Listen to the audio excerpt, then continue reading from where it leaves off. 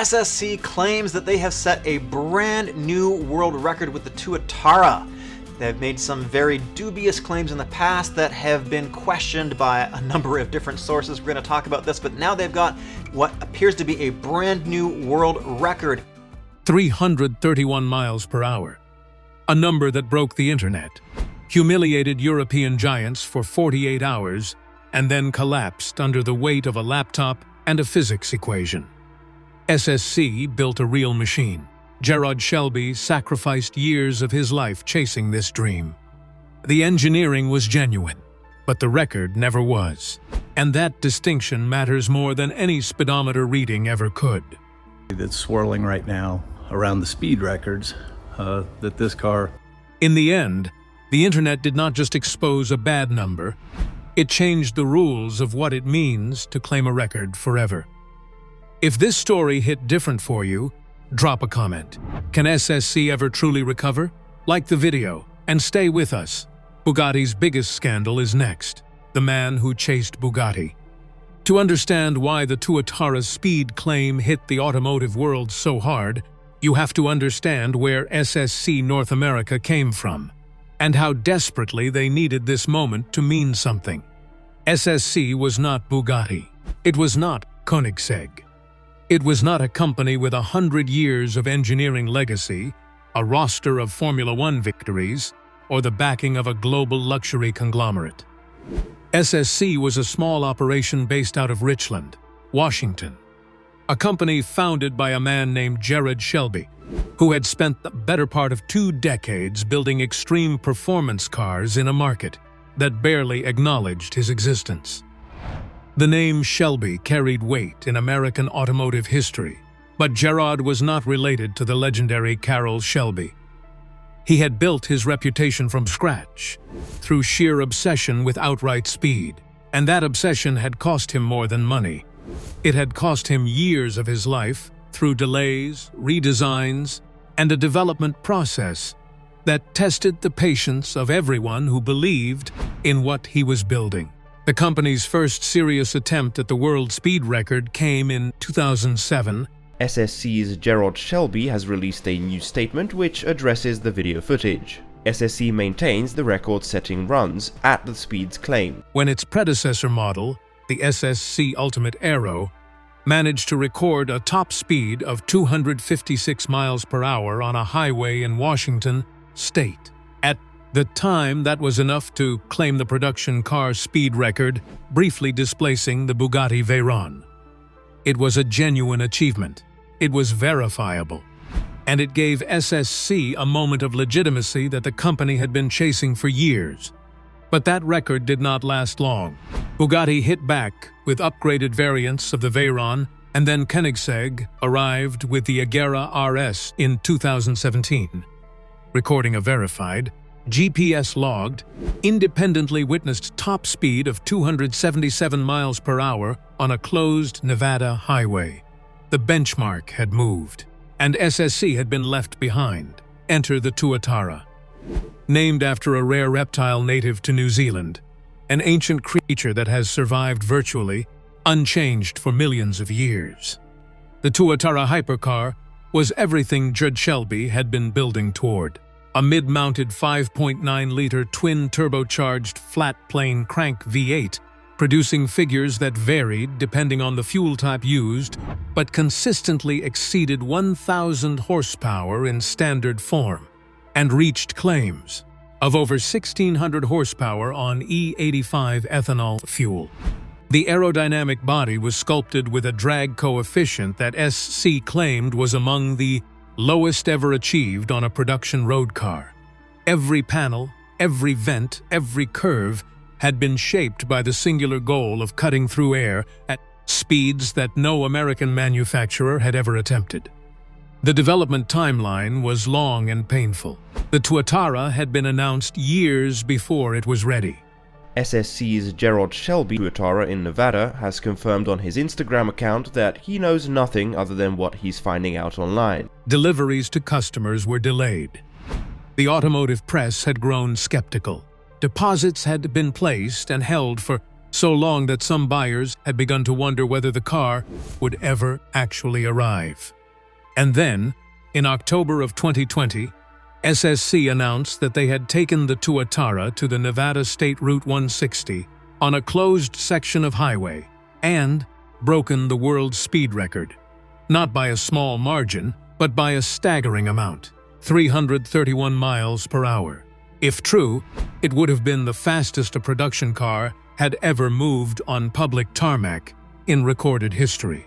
It would have obliterated Koenigsegg's record by more than 50 miles per hour. It would have put SSC in a class entirely its own. The video SSC released appeared to show the car reaching the claimed speed. Jerod Shelby gave emotional interviews. The footage was cinematic and compelling. For approximately 48 hours, the automotive world largely accepted the claim at face value. Magazines ran headlines. Social media celebrated an American underdog defeating the established European giants. And then, the questions started. What exactly had the world just witnessed? Was this the greatest achievement in American automotive history? Or was something else entirely going on behind the carefully edited footage and the carefully worded press releases? The Internet investigation. The modern automotive world is not the same environment it was when speed records were first chased on the salt flats of Utah or the long straights of Germany. In 2020, millions of people with engineering degrees, physics backgrounds, data analysis skills, and a deep personal investment in automotive accuracy had access to the same footage that SSC had released. And within 48 hours of the video going public, those people had started tearing it apart. Methodically, forensically, and without mercy. The first major challenges came from automotive content creators and independent analysts, who noticed something troubling almost immediately. The video showed the car's speedometer climbing to extraordinary numbers, but the world outside the windshield did not match those numbers. Car, I'm sure you're hoping it didn't have any problems. Well, we have a Contact 7 consumer alert about cars that have had their odometers. Highway reference points were not passing at the rate they should have been if the car was genuinely traveling at over 300 miles per hour. The landscape beyond the glass looked fast, but not that fast. And for anyone with a basic understanding of physics and distance, that gap between the speedometer and the visual evidence was impossible to ignore. The core technical problem came into sharp focus when analysts began frame-by-frame examination of the footage. By counting how quickly fixed reference points, road markings, cat's eyes, distance posts were passing beneath and alongside the car, they were able to calculate an approximate real-world speed from the video itself. The result was alarming. In the sections where the speedometer claimed over 300 miles per hour, the visual evidence suggested the car was traveling at somewhere between 160 and 180 miles per hour. That was not a calibration rounding error. That was a discrepancy of over 150 miles per hour. Something was fundamentally wrong. How was that possible? Either the speedometer was catastrophically miscalibrated, which would itself be an extraordinary engineering failure for a car of this specification, or the footage had been edited in a way that made the car appear to be going faster than it actually was. Critics pointed to frame rate manipulation. If portions of the footage were recorded at a higher frame rate and played back at a lower one, the car would appear to be moving faster on screen than it actually was in real time. The speedometer, operating independently of the camera system, would display the actual speed being measured by the vehicle's sensors. But the visual world around it would tell a completely different story. Then came the GPS data problems. SSC had provided what they described as independent data logging from a company called Duotron, a respected Austrian manufacturer of precision measurement equipment used in motorsport and engineering testing environments. The presence of Duotron equipment was meant to lend scientific credibility to the claim. But when engineers and automotive journalists began examining the raw data files that SSC released publicly, they found inconsistencies that could not be easily explained away. The GPS coordinates did not correspond to where a car should have been along the Nevada highway at the claimed speeds. Timestamps within the data, the maximum speed limit from 75 to 85 miles per hour on some Nevada highways. And we found a lot of northern Nevadans who agree with the idea. did not align cleanly with timestamps visible in the video footage. And the two-way average calculation, which is the universally accepted industry standard for record verification, requiring a run in both directions on the same stretch to eliminate wind assistance, carried its own unresolved questions about methodology. Can a legitimate world speed record really be dismantled this quickly by people watching a YouTube video from their living rooms? In 2020, the answer was yes, and that reality was something SSC had apparently not fully prepared for. The Guinness World Records organization confirmed publicly that they had not been present for the SSC run and had not verified any record.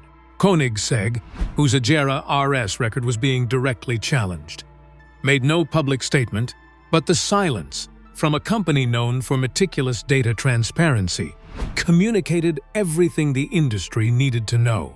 Former racing engineers posted detailed, technical breakdowns. Automotive journalists who had initially celebrated the claim began quietly revising their coverage. The pressure on SSC to respond became impossible to contain, and the window for a convincing defense was closing fast. What made the situation uniquely damaging was the speed at which it unfolded. In previous decades, a disputed record claim might have lingered in the pages of specialist magazines for months before resolution. In 2020, the verdict arrived within a week, rendered not by a governing body or a legal process, but by an informal global network of people who simply refused to accept a number that the evidence did not support. SSC's defense in the walls closing. In SSC's initial response to the growing criticism was defiant. Jerod Shelby appeared in interviews and published statements defending the validity of the run. We actually were doing this like a drag race, like from a stop, how fast can you get through all the gears and get up speed? He pointed to the Duotron data logging system as independent verification. He acknowledged that questions had been raised but maintained that the record was real and that the full data would ultimately prove the critics wrong. The company pushed back against what it characterized as unfair attacks on a genuine American achievement, an assault mounted by people who had not been present on the highway and did not have access to the complete dataset. But the defense began to crumble, not only because of the community's relentless pressure, but because of what SSC itself began to acknowledge as the days stretched on. The Duotron controversy deepened significantly when it emerged that the data SSC had initially provided was not the clean, independently verified dataset that the company's communications had implied. Questions multiplied about how the data had been processed between the moment of recording and the moment it was released publicly.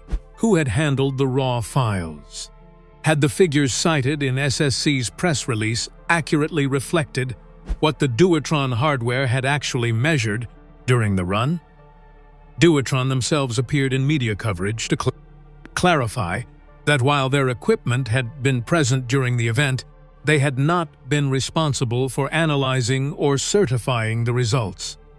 A distinction that mattered enormously in the context of a world speed record claim. The professional infrastructure of top speed record verification exists for exactly this reason. The Koenigsegg Agera RS record that the Tuatara was supposedly demolishing had been witnessed by Guinness World Records officials, logged with multiple independent GPS systems running simultaneously, and verified by engineers with no financial or reputational connection to the manufacturer. Every data point had been independently observable and independently challengeable. The SSC run had none of that infrastructure.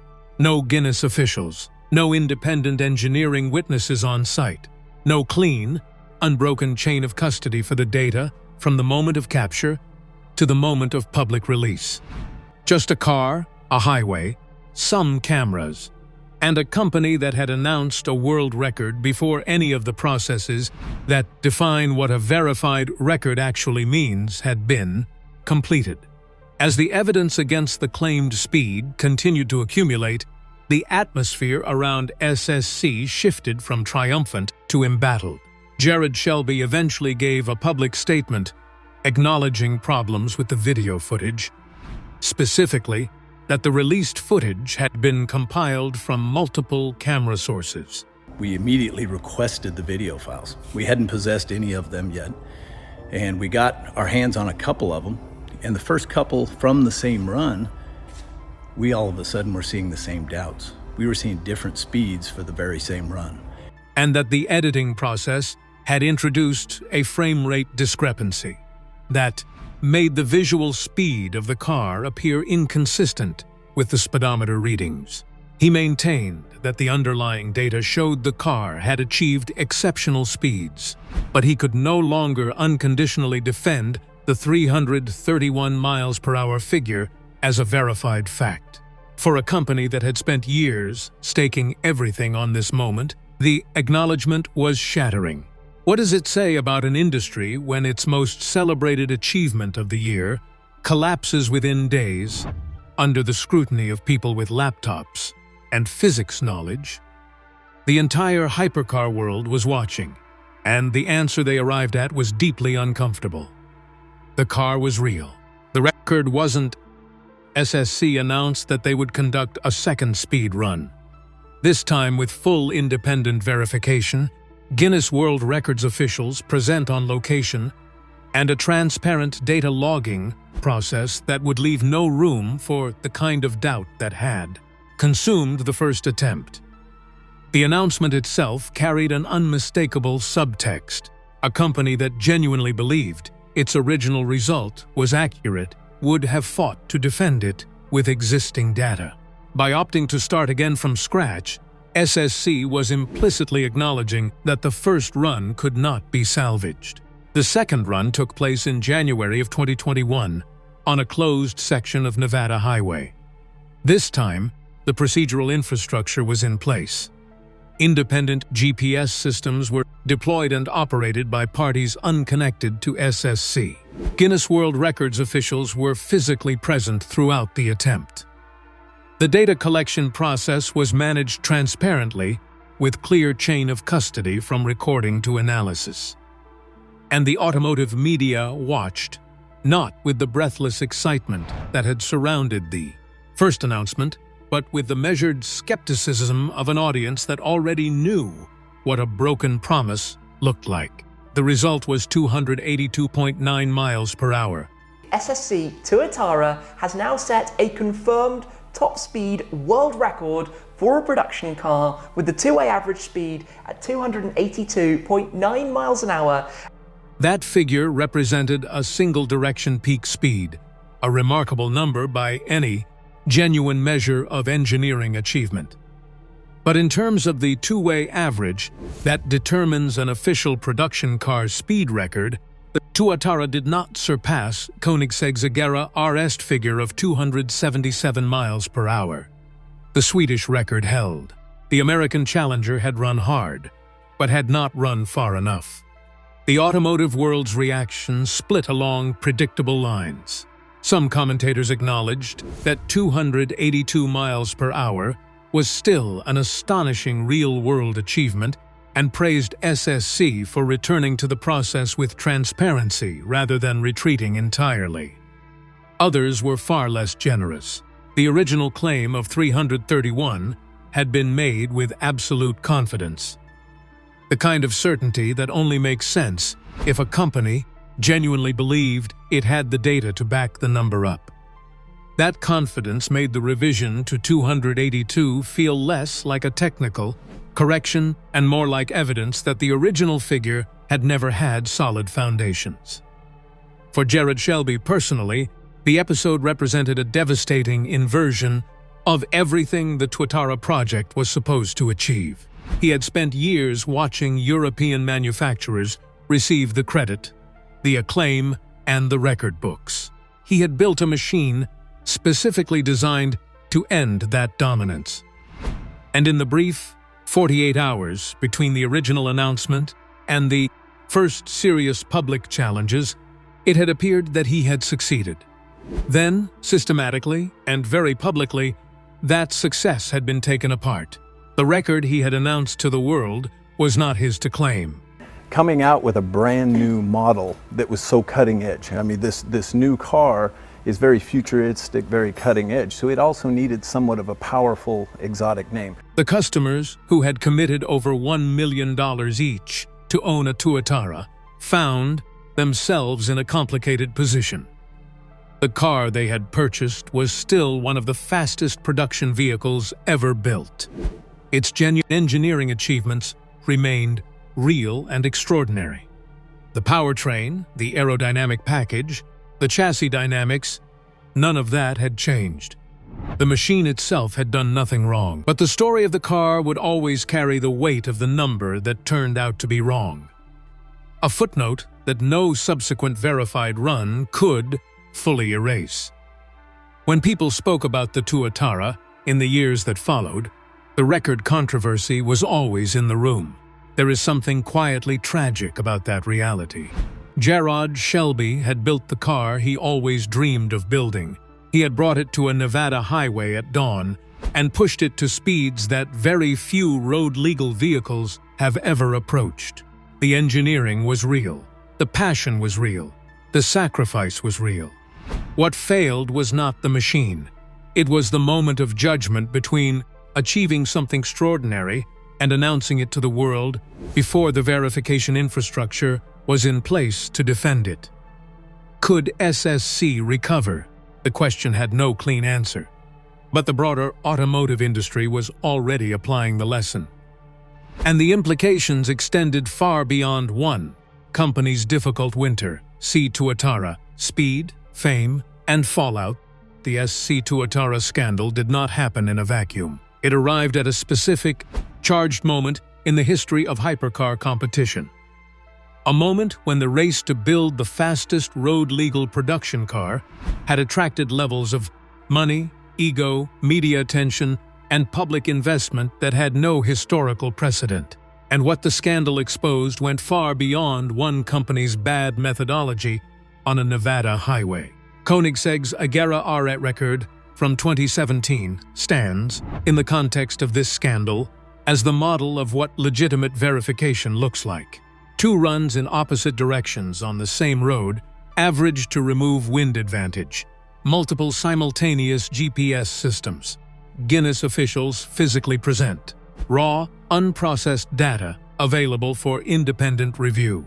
The Swedish company built a process around the number, not just a number around a process.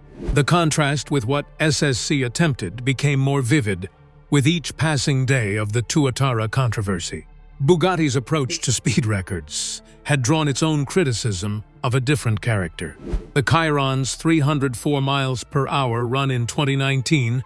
The Bugatti Chiron Supersport has an 8-litre quad-turbo W16, 1600 horsepower, 1600 newton-meters of torque, all-wheel drive. Was conducted with a specially prepared prototype on a closed test track, not a public highway. And Bugatti chose not to seek Guinness certification as a production car record.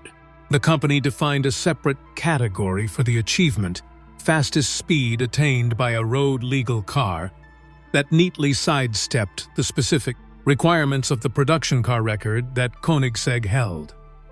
Whether that approach represents legitimate record-setting or sophisticated category, management is a debate that the automotive community has never fully resolved. But in the context of the Tuatara scandal, it reinforced the broader point. The definitions that govern these records are themselves contested, and manufacturers navigate those definitions strategically. What does a production car speed record actually prove? Is it a genuine measure of engineering capability, a test of whether a manufacturer can build something drivable that achieves a verified speed under real-world conditions? Or is it primarily a marketing instrument, a headline figure that drives brand awareness, justifies price points, and generates the kind of media coverage that no advertising budget can replicate? The honest answer is that it has always been both. But the Tuatara scandal made clear that when the marketing imperative outweighs the engineering rigor, when the announcement comes before the verification rather than after it, the consequences can be catastrophic. The tools available to independent analysts in 2020 made it effectively impossible for a fabricated or exaggerated record claim to survive public scrutiny. GPS verification software, frame rate analysis tools, basic kinematics accessible to anyone with secondary-level physics knowledge, and an internet connection. These capabilities place the means of investigation in the hands of millions of people simultaneously. SSC discovered this reality at enormous cost, and every manufacturer currently developing a speed record contender will have absorbed the same lesson from watching SSC's experience unfold. There is a separate point worth making about what the Tuatara represents when the record controversy is set aside entirely. 282 miles per hour is an extraordinary achievement. With a northbound speed of 279.7 miles per hour, and just under an hour later, the southbound speed of 286.1 miles per hour. The engineering discipline required to build a road-legal vehicle capable of sustaining those speeds. The tire compounds, the aerodynamic stability, the cooling systems, the drivetrain integrity at sustained extreme loads reflects decades of accumulated performance engineering knowledge. SSC built something genuinely remarkable. The error was not in building it. The error was in announcing a number that had not been earned before the verification process was complete. Speed records are not won on the highway alone. They are won in the data, in the integrity of the process, in the independence of the witnesses, in the clarity of the chain of custody between measurement and claim. In an age when anyone with a laptop can examine that data in real time, the only record that endures is the one that was earned without shortcuts. 331 miles per hour, a number that broke the internet, humiliated European giants for 48 hours, and then collapsed under the weight of a laptop and a physics equation. SSC built a real machine. Jerod Shelby sacrificed years of his life chasing this dream. The engineering was genuine, but the record never was, and that distinction matters more than any speedometer reading ever could. In the end, the internet did not just expose a bad number, it changed the rules of what it means to claim a record forever. If this story hit different for you, drop a comment. Can SSC ever truly recover? Like the video and stay with us.